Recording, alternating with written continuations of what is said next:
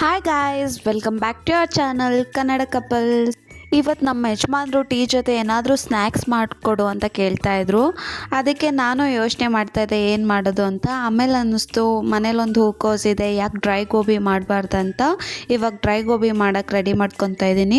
ಫಸ್ಟೇ ನಾನು ಹೂಕೋಸನ್ನ ತೊಗೊಂಡು ಚಿಕ್ಕ ಚಿಕ್ಕದಾಗಿ ಕಟ್ ಮಾಡಿ ಇಟ್ಕೊಂಡಿದ್ದೀನಿ. ಇವಾಗ ಒಂದು ಪಾತ್ರೆಗೆ ಸ್ವಲ್ಪ ನೀರು, ಒಂಚೂರು ಉಪ್ಪಿನ ಪುಡಿ ಹಾಗೆ ಸ್ವಲ್ಪ ಅರಿಶಿನ ಹಾಕಿ ನೀರನ್ನ ಚೆನ್ನಾಗಿ ಬಾಯ್ಲ್ ಮಾಡ್ಕೊತೀನಿ.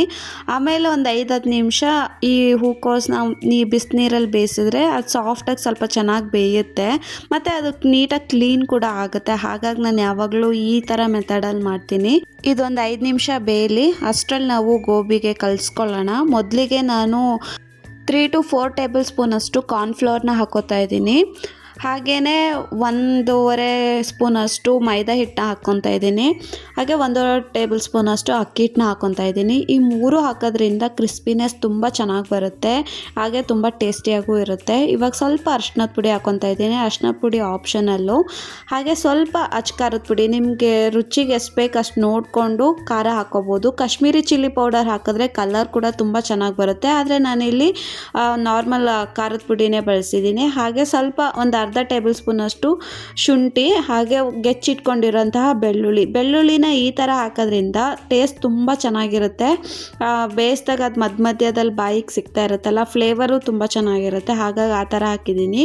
ಇವಾಗ ಸ್ವಲ್ಪ ರುಚಿಗೆ ತಕ್ಕಷ್ಟು ಉಪ್ಪು ಹಾಕ್ಕೊಂಡು ಸ್ವಲ್ಪ ಲಾಸ್ಟಿಗೆ ಕೊತ್ತಂಬರಿ ಸೊಪ್ಪು ಹಾಗೆ ಕರಿಬೇವು ಸೊಪ್ಪಿದ್ರೆ ಕರಿಬೇವು ಸೊಪ್ಪು ಹಾಕಿ ನೀರು ಹಾಕ್ಕೊಂಡು ಸ್ವಲ್ಪನೇ ಕಲಿಸ್ತಾ ಬನ್ನಿ.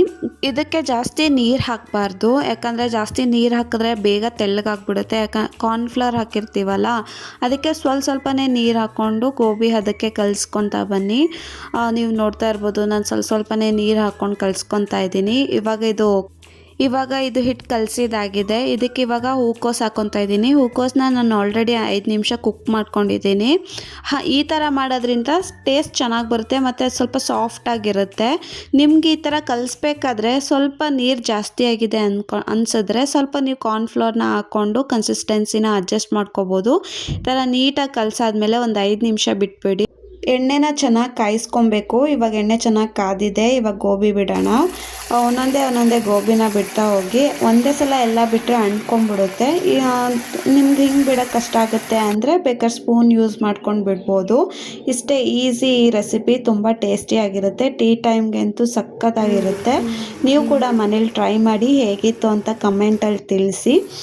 ಜಾಸ್ತಿನೂ ಫ್ರೈ ಮಾಡೋಕ್ಕೆ ಹೋಗಬಾರ್ದು. ಈ ಥರ ಗೋಲ್ಡನ್ ಬ್ರೌನ್ ಆದ ತಕ್ಷಣ ತೆಗೆದ್ರೆ ಡ್ರೈ ಗೋಬಿ ರೆಡಿಯಾಗಿದೆ. ಇವಾಗ ಇದಕ್ಕೆ ಸ್ವಲ್ಪ ಈರುಳ್ಳಿ, ಕೊತ್ತಂಬರಿ ಸೊಪ್ಪ ಗಾರ್ನಿಷಿಂಗ್ ಮಾಡಿದ್ರೆ ಒಂದು ಒಳ್ಳೆ ಸ್ನ್ಯಾಕ್ಸ್ ರೆಡಿ.